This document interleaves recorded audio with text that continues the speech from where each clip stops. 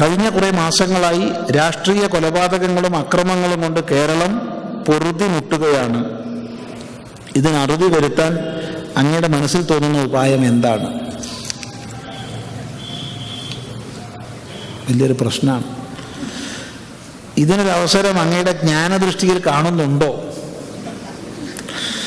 രണ്ട് വശത്ത് നിൽക്കുന്ന ഹിന്ദുക്കൾ പരസ്പരം കൊന്നും കൊലവിളിച്ചും നടക്കുമ്പോൾ ഹിന്ദു സമൂഹം സാമ്പത്തികമായും മാനസികമായും മറ്റെല്ലാ വിധത്തിലും പൊതുധാരയിൽ നിന്ന് തുടച്ചു നീക്കപ്പെടുന്നു. വളരെ സങ്കടകരമായ അവസ്ഥ. ഇത് പറയുന്ന സമയത്ത് ഓർമ്മ വരുന്നൊരു ദൃഷ്ടാന്തം നിങ്ങളുമായി പങ്കുവയ്ക്കാതെ വയ്യ. കുറേ വർഷങ്ങൾക്ക് മുമ്പിലാണ്, 93 മറ്റോ ആണ്, തലശ്ശേരി കണ്ണൂർ പ്രദേശത്ത് വ്യാപകമായി മാർക്സിസ്റ്റ് BJP അഥവാ മാർക്സിസ്റ്റ് RSS സംഘടന നടക്കുകയായിരുന്നു. ആ കാലത്ത് നമ്മൾ നിലമ്പൂരിൽ നിന്ന് ഒരു പ്രഭാഷണം കഴിഞ്ഞ് മുക്കത്തേക്ക് ഒരു ക്ലാസ് എടുക്കാൻ വേണ്ടി പോവുകയാണ്. ഇന്നും ഓർമ്മയുണ്ട്. ബസ്സിൻ്റെ ഏകദേശം പിൻഭാഗത്തായിട്ടായിരിക്കുന്നത്. ആ ബസ്സിൻ്റെ പേര് പോലും ഇപ്പോഴും ഓർമ്മയുണ്ട്, ലവ് ലൈൻസ് എന്നാണ്. തൊട്ട് ബാക്കിലെ സീറ്റിൽ, തൊട്ട് മുന്നിലെ സീറ്റിൽ പത്രം വായിച്ചുകൊണ്ട് 2 പേരിയ്ക്കുന്നു. രാവിലെയാണ് സമയം. അപ്പോൾ 2 പേര് കൊല്ലപ്പെട്ട റിപ്പോർട്ടാണ് പത്രത്തിലുള്ളത്. 2 പേര് കൊല്ലപ്പെട്ട റിപ്പോർട്ട്. വളരെ സന്തോഷമായിട്ട് വായിച്ച ആൾ ഒന്നുകൂടി പറയാം, 2 ഒരേ ആൾക്കാർ തന്നെയാടാ. അടുത്ത ആൾ മെല്ലെ തോണ്ടിയിട്ട് ഇങ്ങനെ കൈകൊണ്ട് കാണിച്ചു, ശിതാന്റെ സ്വാമിയുണ്ട് ബാക്കിൽ. കഥയല്ല പറയുന്നത്, മനസ്സിലായില്ല? 2 ഒരേ ആൾക്കാർ തന്നെയാടാ. 2 ഒരേ ആൾക്കാർ തന്നെയാന്ന് പറഞ്ഞാൽ 2ഉം അവരുടെ ആൾക്കാരാണ്. 2ഉം മരിച്ചത് ഹിന്ദുക്കളാണ്. അതാ സന്തോഷം. എന്തൊരു സന്തോഷമാണെന്നറിയോ? 2ഉം ഹിന്ദുക്കളാണ് മരിച്ചത്. മാർക്സിസ്റ്റും ഹിന്ദുവാണ്, RSSും ഹിന്ദുവാണ്. ഇങ്ങനെ ചിരിപ്പിക്കാനായിട്ട് നടക്കുന്ന ഒരു ആഭാസം.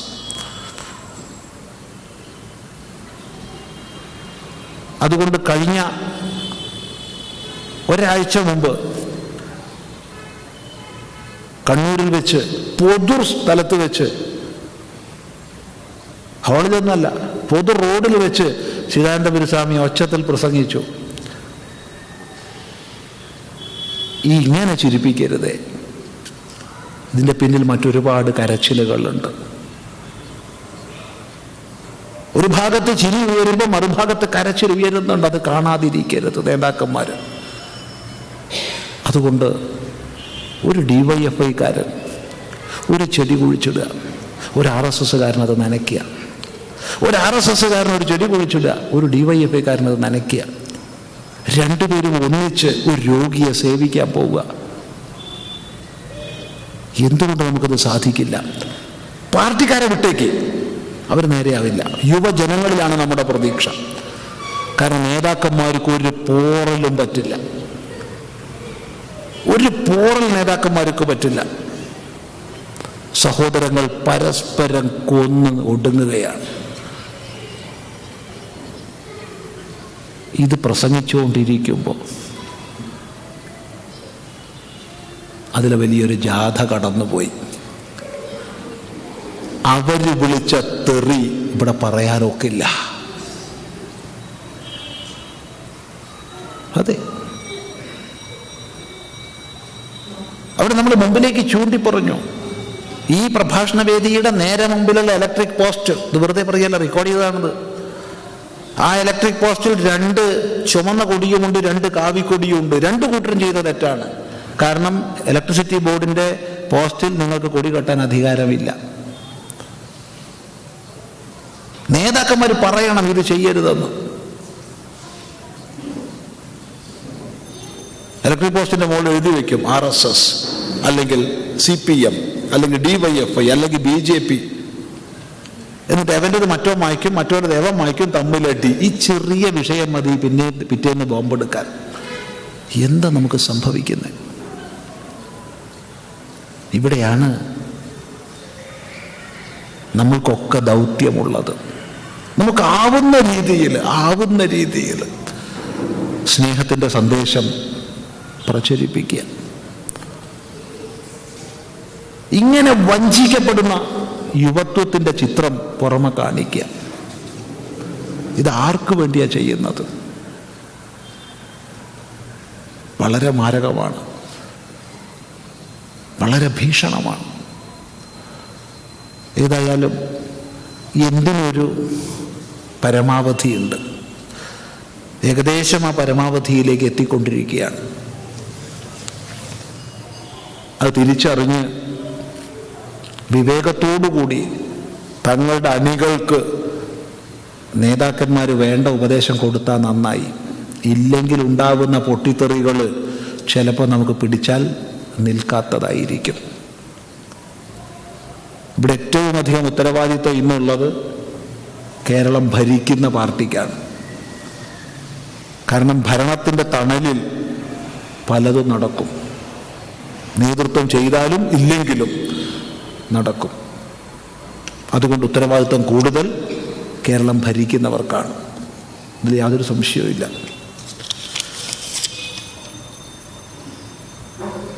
ആദിത്യ ഹൃദയ മന്ത്രത്തിൻ്റെ പ്രാധാന്യം ഒന്ന് വിശദീകരിച്ചു തരുമോ? എല്ലാ മന്ത്രങ്ങളും മനനം ചെയ്യുന്നതിലൂടെ നമ്മെ ത്രാണനം ചെയ്യുന്നതാണ്. എല്ലാ മന്ത്രങ്ങളും. ആദിത്യനാകട്ടെ നമ്മുടെ പ്രത്യക്ഷ ബ്രഹ്മമാണ്, പ്രത്യക്ഷ ദൈവതമാണ്.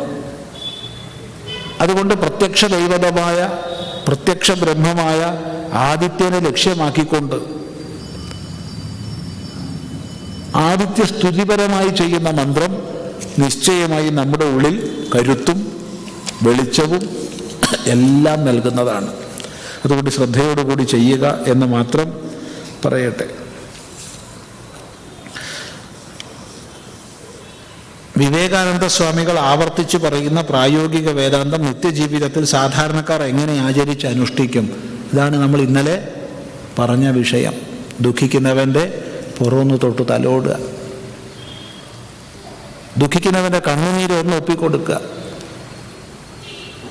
എവിടെ ക്ലേശവും കഷ്ടപ്പാടുണ്ടോ അവിടെ നമ്മുടെ സാന്ത്വനത്തിൻ്റെ ഒരു വാക്കെങ്കിലും എത്തുക, ഒരു ദൃഷ്ടിയെങ്കിലും എത്തുക. ഇതാണ് പ്രായോഗിക വേദാന്തം. എല്ലാവർക്കും സാധിക്കും. ഒന്നുമില്ലെങ്കിൽ തുറന്നൊന്ന് ചിരിക്കുക, അതെങ്കിലും ആവാലോ. വേദപഠനങ്ങൾക്കും മറ്റ് ആധ്യാത്മിക പഠനങ്ങൾക്കും പൗർണമാസി അമാവാസി ദിവസങ്ങൾ അനധ്യായ ദിവസങ്ങളായി പണ്ട് മുതലേ കണക്കാക്കി വരുന്നു. ഇതെന്തുകൊണ്ടാണ്? പ്രത്യേകിച്ച് എന്തെങ്കിലും കാരണമുണ്ടോ? നമ്മൾ ജീവിക്കുന്നത് ഈ ഭൂമിയിലാണ്.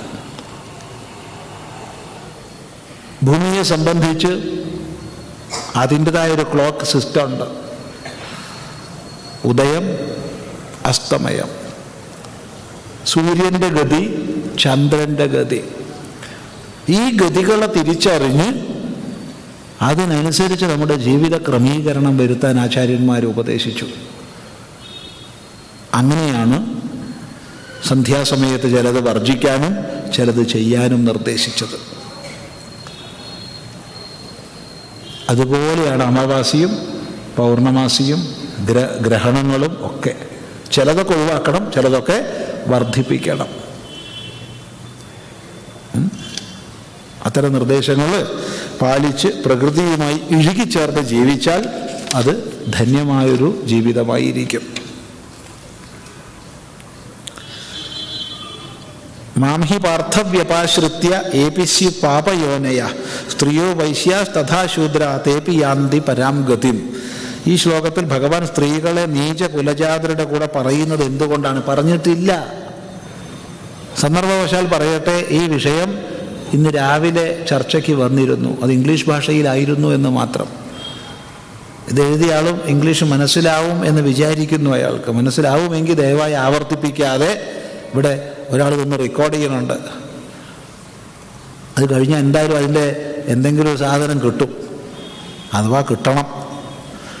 അത് എന്തെങ്കിലും ചില്ലാനം കൊടുത്ത് മേടിക്കുക. ചില്ലാനം കൊടുക്കാതെ മേടിക്കരുത്, ചില്ലാനം കൊടുത്ത് മേടിക്കുക, എന്നിട്ട് കേൾക്കുക. അവിടെ വിശദമായി പറഞ്ഞിട്ടുണ്ട്. പാപയോനികളുടെ കൂട്ടത്തിൽ സ്ത്രീകളെ പറഞ്ഞിട്ടില്ല. അഥവാ പറഞ്ഞാൽ, ലളിതമായൊരു ചോദ്യം ചോദിക്കട്ടെ, ലോകത്തിലുള്ള സകല പുരുഷന്മാരെയും സകല ബ്രാഹ്മണന്മാരെയും സകല ക്ഷത്രിയന്മാരെയും സകല വൈശ്യന്മാരെയും സകല ശൂദ്രന്മാരെയും പെറ്റതാരാ? പുരുഷനാ? സ്ത്രീയല്ലേ? അപ്പൊ സ്ത്രീ പാപയോനിയാണെങ്കിൽ അവൾ പെറ്റ കുട്ടികളും പാപയോനിയാവില്ലേ? ആവില്ലേ? എന്താ നിങ്ങളുടെ അഭിപ്രായം? എന്താ അഭിപ്രായം? എൻ്റെ അഭിപ്രായം അതാ. അപ്പൊ എൻ്റെ അമ്മ പാപിയാണെങ്കിൽ ഞാൻ മഹാപാപി, കാരണം എന്നെ പെറ്റത് അമ്മയാ. എന്ത് വിഡിത്തം! അങ്ങനെ വിഡിത്തം ഭഗവാൻ പറയുമോ? അവിടെ ചേർക്കാതെ അന്വയിക്കണം. ഏപിസ്യുഹു പാപയോനയഃ സ്ത്രീയഃ വൈശ്യാഃ തഥാ ശൂദ്രാഃ. അങ്ങനെ അന്വയിക്കണം, അല്ലാതെ അന്വയിക്കരുത്. ഇനി ഇതിൻ്റെ വിശദമായ വ്യാഖ്യാനം കാണണോ? ഈ ചിദാനന്ദ ഗുരുസ്വാമിയുടെ ഭഗവത്ഗീത ശങ്കരഭാഷ്യ വ്യാഖ്യാനത്തിൻ്റെ 9ാം വോളിയം ചില്ലാനം കൊടുത്തു മേടിക്കുക, എന്നിട്ടൊന്ന് വായിച്ചു പഠിക്കുക. വിസ്തരിച്ച് എഴുതിയിട്ടുണ്ട്. പക്ഷേ കഷ്ടമെന്നേ പറയുള്ളൂ, എങ്ങനെയോ ശങ്കരഭാഷ്യത്തിൽ കേതേ എന്നൊരു പദം കടന്നുകൂടിയിട്ടുണ്ട്. അതിൻ്റെ പരിണാമമാണ് സ്ത്രീകൾ പാപയോനിയാണെന്നുള്ള ഒരു ഒരു ഒരു ആക്ഷേപം വന്നത്. മതേതര സർക്കാരും ജുഡീഷ്യറിയും ക്ഷേത്രകാര്യങ്ങളിലും ഹൈന്ദവ വിശ്വാസ സംബന്ധമായ വിഷയങ്ങളിലും മാത്രം ഇടപെടുന്നത് വളരെയധികം കൂടിയിരിക്കുന്നു. ഈ ഇടപെടലുകളോട് ഹൈന്ദവ സമാജം എങ്ങനെ പ്രതികരിക്കണം? ആദ്യം ഒന്ന് നിവർന്നിരിക്കുക, എന്നിട്ട് കൈ രണ്ടും പിന്നിലേക്ക് കൊണ്ടുപോവുക, എന്നിട്ട് ഈ കാലുകളെയും തലയെയും ബന്ധിപ്പിച്ചൊരു സാധനം ഉണ്ടല്ലോ, എന്താ അതിൻ്റെ പേര്? നട്ടെല്ല്. അതുണ്ടോയെന്നൊന്ന് പരിശോധിക്കുക. ഇല്ലെങ്കിൽ ഹിന്ദു സമൂഹത്തിൻ്റെ നട്ടലിനെ ശക്തമാക്കാനുള്ള ചില കായകൽപ്പ ചികിത്സകൾ ചെയ്യാം. എന്നിട്ട് മതി പ്രതികരണം. അല്ലെങ്കിൽ അവിടെ ഇവിടെ ഇരുന്ന് കുരച്ചിട്ട് കാര്യമൊന്നുമില്ല. ഇലക്ഷൻ വരുമല്ലോ, ഇപ്പോൾ വോട്ട് ചെയ്യാൻ പോവുമല്ലോ, അപ്പോൾ ആലോചിക്കുക. ഹിന്ദു താല്പര്യത്തെ മുൻനിർത്തുന്നവർക്കേ എൻ്റെ വോട്ടുള്ളൂ എന്ന് പറയുക. അതുകൊണ്ട് കോൺഗ്രസ്സുകാരൻ വോട്ട് ചോദിക്കാൻ വന്നോ, BJP-കാരൻ വോട്ട് ചോദിക്കാൻ വന്നോ, മാർക്സിസ്റ്റുകാരൻ വോട്ട് ചോദിക്കാൻ വന്നോ, ലീഗുകാരൻ വോട്ട് ചോദിക്കാൻ വന്നോ, അവനോട് ചോദിക്കാൻ നീ ഹിന്ദു താല്പര്യത്തെ മുൻനിർത്തുവോ? നിർത്തും. എന്നാ നിനക്ക് എൻ്റെ വോട്ട്. ഇല്ലേ? നിൻ്റെ വോട്ട് എനിക്കില്ല. എന്താ പറഞ്ഞാൽ കുഴപ്പം? ക്രിസ്ത്യൻ സഭ പറയുന്നില്ലേ? മുസ്ലിം സമൂഹം പറയുന്നില്ലേ? പിന്നെന്താ കുഴപ്പം? മതേതര സ്റ്റേറ്റിലൊരു ഹൈന്ദവ പ്രതിനിധാനമുള്ള സർക്കാർ ഉണ്ടായാൽ പോലും നിലവിലുള്ള ഭരണ സംവിധാനങ്ങൾക്കുള്ളിൽ നിന്നുകൊണ്ട് ക്ഷേത്ര വിഷയങ്ങളിൽ മതേതര സർക്കാർ ഇടപെടുന്നത് അംഗീകരിക്കാൻ കഴിയുമോ? ഒരു സർക്കാരിൻ്റെ ഇടപെടൽ നമുക്ക് അംഗീകരിക്കാൻ കഴിയില്ല. അല്ലെങ്കിൽ എല്ലാ മതസ്ഥാപനങ്ങളും സർക്കാർ ഭരിക്കണം. ക്രിസ്ത്യൻ പള്ളികളും മുസ്ലിം പള്ളികളും ഹിന്ദു ക്ഷേത്രങ്ങളൊക്കെ സർക്കാർ ഭരിക്കുകയാണെങ്കിൽ സന്തോഷം. ഇത് പബ്ലിക് യൂട്ടിലിറ്റി സർവീസ് പോലും പ്രൈവറ്റൈസ് ചെയ്തുകൊണ്ടിരിക്കുന്ന കാലത്താണ് ക്ഷേത്രങ്ങൾ നാഷണലൈസ്ഡ് ആയിട്ട് നടക്കുന്നത്. ഒന്ന് ആലോചിച്ച് നോക്കൂ. എന്ത് തോന്നിവാസം എന്ന് ആലോചിച്ച് നോക്കൂ. മീരാബായി, ആണ്ടാൾ, അക്കമഹാദേവി, ചൈതന്യ മഹാപ്രഭു മുതലായവർ പലരും തങ്ങളുടെ ആരാധനാമൂർത്തിയുടെ വിഗ്രഹത്തിൽ സ്വയം ലയിച്ചില്ലാതായി ഉടലോടെ മുക്തരായി എന്ന് പറയാറുണ്ടല്ലോ. സത്യത്തിൽ എന്താണ് ഈ ഉടലോടെയുള്ള മുക്തി? ഉടലോടെ മുക്തി പറഞ്ഞാൽ അവർ സായുജ്യപ്രാപ്തിയാണ്, സാരൂപ്യപ്രാപ്തിയാണ്. ഉടലൊക്കെ ഉണ്ടാവും, പാഞ്ചഭൗതികമായ ഉടൽ അവിടെ ഉണ്ടാവും. അത് ഭക്തന്മാർ തട്ടിപ്പ് പറയണതാ.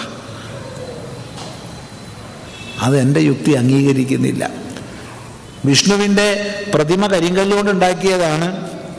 അവിടെ ഉദ്വാസം ചെയ്ത് വിഷ്ണുവിനെ മാറ്റി നമ്മൾ പുനഃപ്രതിഷ്ഠ ചെയ്യുകയാണെങ്കിൽ ഈ കരിങ്കല്ല് അവിടെ തന്നെ ഉണ്ടാവും. അതെടുത്ത് നമ്മൾ വെള്ളത്തിലോ ഒഴുക്കണ ഇറങ്ങിലിടും. അല്ലാണ്ട് ഈ കല്ലില്ലാണ്ടാവണമൊന്നുമില്ല. ഇപ്പം താല്പര്യം അവരുടെ സായുജ്യം സാരൂപ്യം അതിനെ പറയുന്നതാ. മറ്റതൊക്കെ ഭക്തന്മാരുണ്ടാക്കണ കഥയാണ്. അക്കഥയൊന്നും വിശ്വസിക്കാൻ ഞാനില്ല. നിങ്ങൾ ആര് വിശ്വസിച്ചാലും കൊള്ളാം. സ്വാമി അതെന്താ എല്ലാവരും പറഞ്ഞു പോരുന്നല്ലേ? വിശ്വസിച്ചോളൂ, വേണ്ടെന്ന് ഞാൻ പറഞ്ഞു. ഞാൻ വിശ്വസിക്കില്ല, അത്രയേ പറഞ്ഞിട്ടുള്ളൂ. കാരണം പാഞ്ചഭൗതികമായ ശരീരം പഞ്ചഭൂതങ്ങൾ ചേർന്നതാ. അത് പഞ്ചഭൂതങ്ങളിൽ വിലയിക്കണം. ഒന്നുകിൽ കത്തി വെണ്ണീറാവണം, എന്നാലും പഞ്ചഭൂതമുണ്ട്, അതില്ലാണ്ടാവണില്ല. അതുകൊണ്ട് അവർ ഭക്തിയുടെ നിറവിൽ തൻ്റെ ഇഷ്ടദേവതാഭാവത്തെ പ്രാപിച്ചു. ആ ജീവാത്മാവിൻ്റെ സംസാരഗതി നിലച്ചു. സ്ഥൂല ശരീരം അവിടെ ഉണ്ടാവും. അതില്ല എന്നൊക്കെ പറയണത് സ്വീകരിക്കാൻ പറ്റില്ല.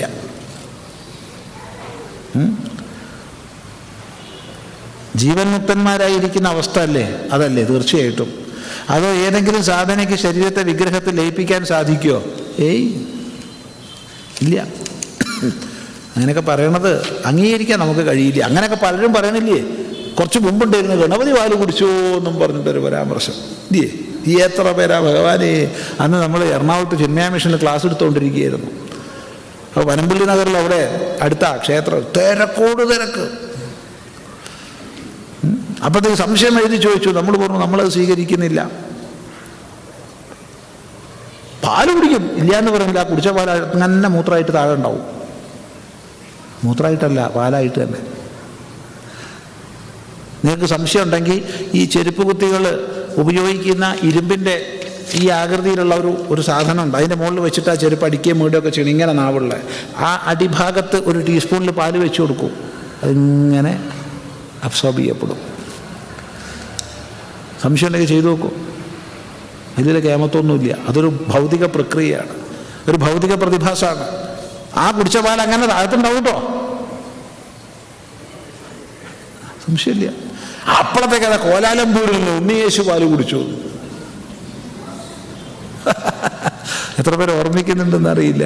ഈ ജാതി പൊട്ടത്തരങ്ങളൊക്കെ പറഞ്ഞിട്ട് ഈ അബദ്ധങ്ങളായിരിക്കുന്ന ധാരണകളെയും അന്ധതകളെയും പ്രചരിപ്പിക്കുന്നതല്ല സനാതനധർമ്മം എന്ന് മനസ്സിലാക്കുക.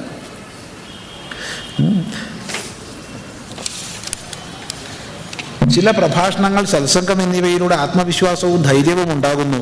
പക്ഷേ കർമ്മപദത്തിൽ എത്തുമ്പോൾ ചില തടസ്സങ്ങളും പ്രതിസന്ധികളും ഉണ്ടാകുന്നു.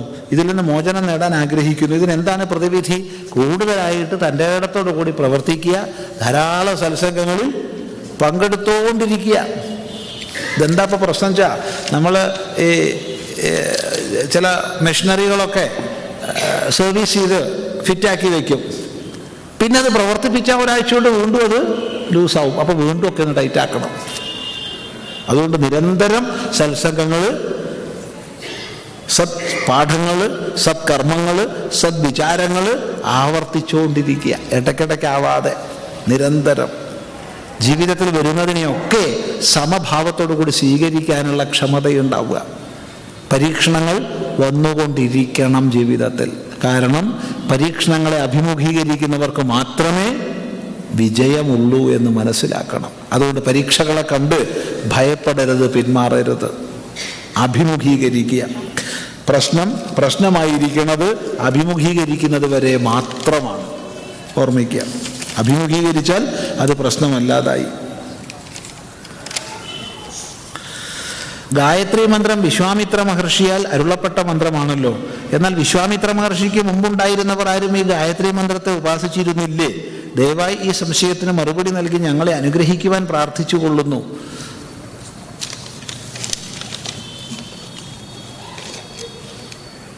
വിശ്വാമിത്രനാണ് മന്ത്രദ്രഷ്ടാവ്. പക്ഷെ ചെറിയൊരു പ്രശ്നം, വിശ്വാമിത്രൻ എത്ര ഉണ്ട്?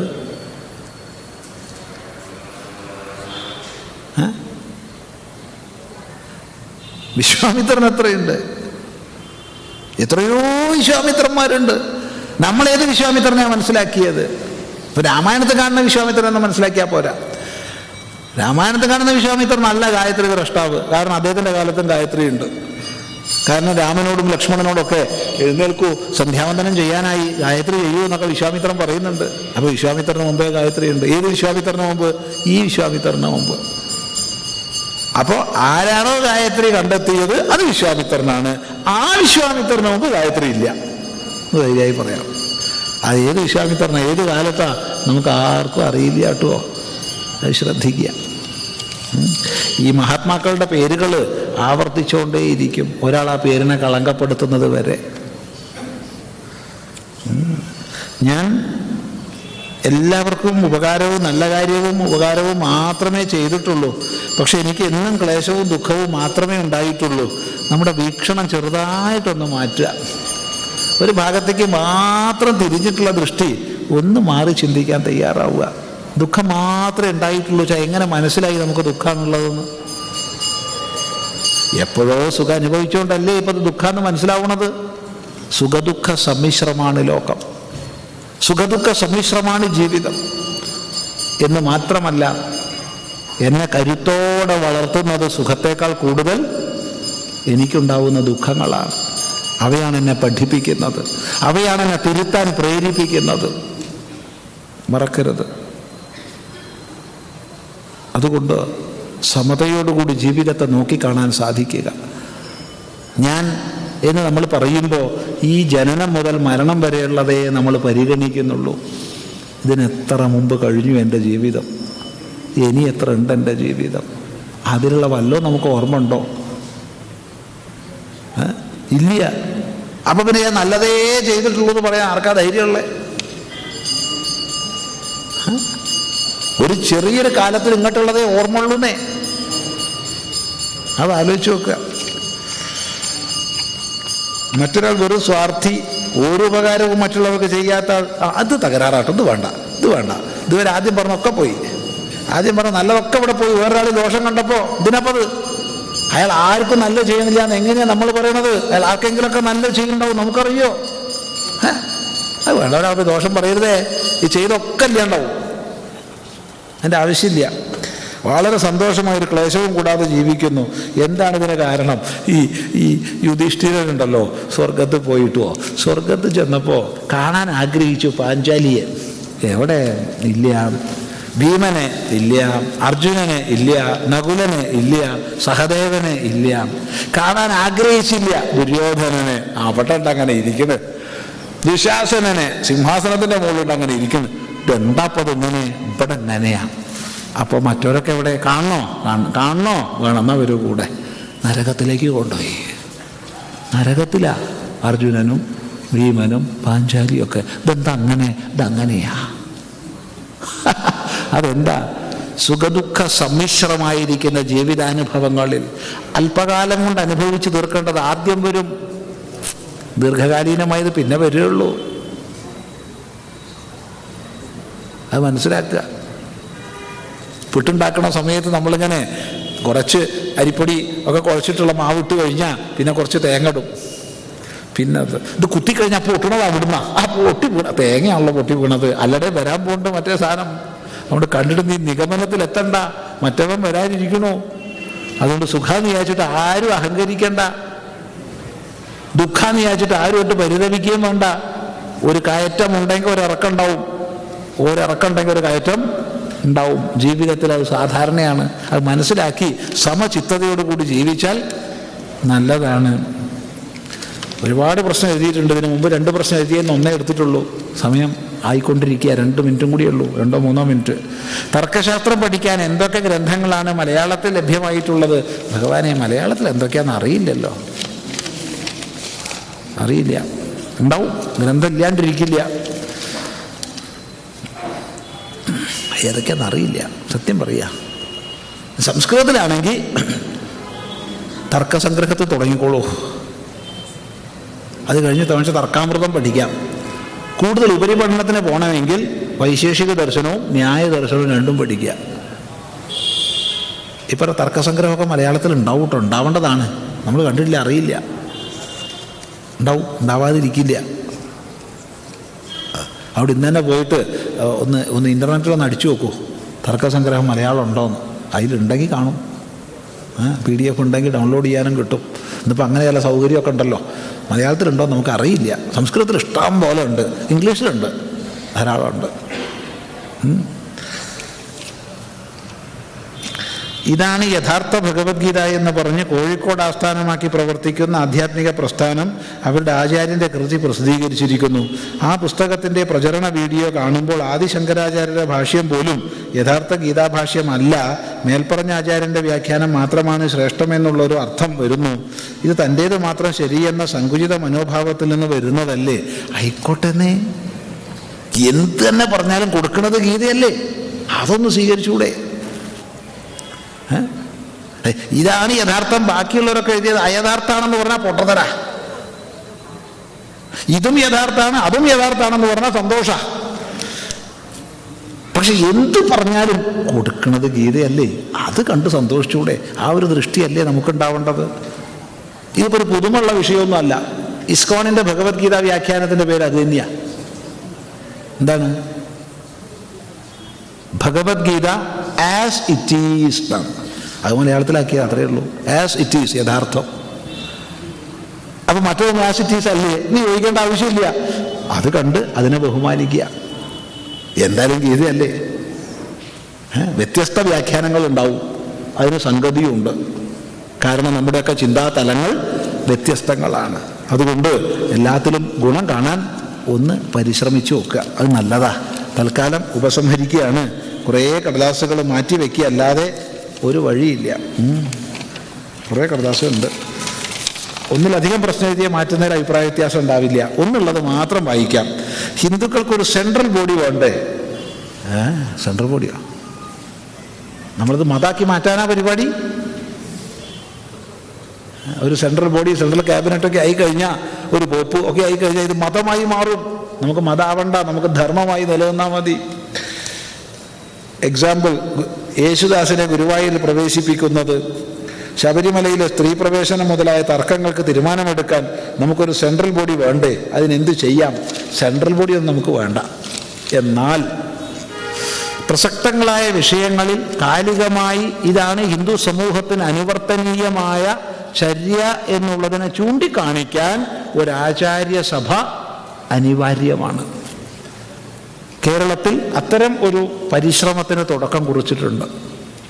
കേരളത്തിലെ ഹൈന്ദവ പ്രസ്ഥാനങ്ങൾ ഒത്തുചേർന്ന് ഇത്തരമൊരു ആചാര്യസഭയുടെ രൂപീകരണത്തിന് വേണ്ടി 2-3 റൗണ്ട് ചർച്ചകൾ കഴിഞ്ഞിട്ടുണ്ട്. വളരെ ശുഭകരമായ രീതിയിൽ അത് പുരോഗമിക്കുന്നുണ്ട്.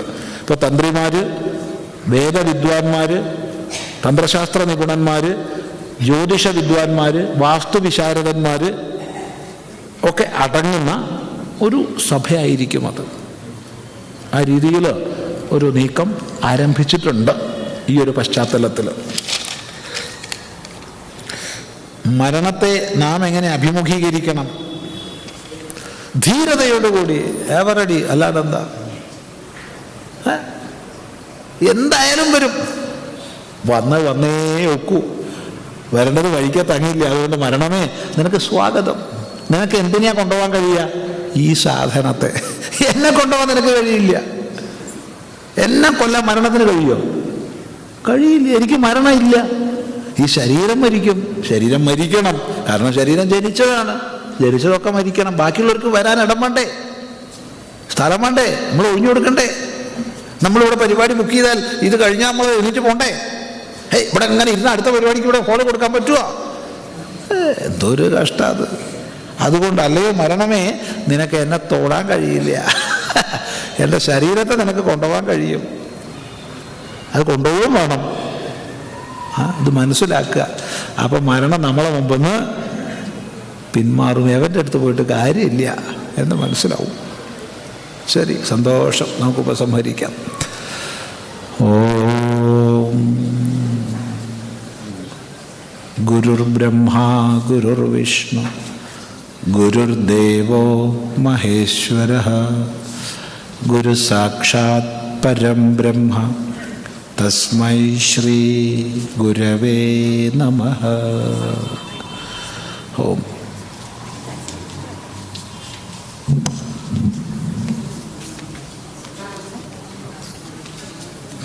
ഇനി നന്ദി പ്രകാശത്തിന് മുമ്പായി നമുക്ക്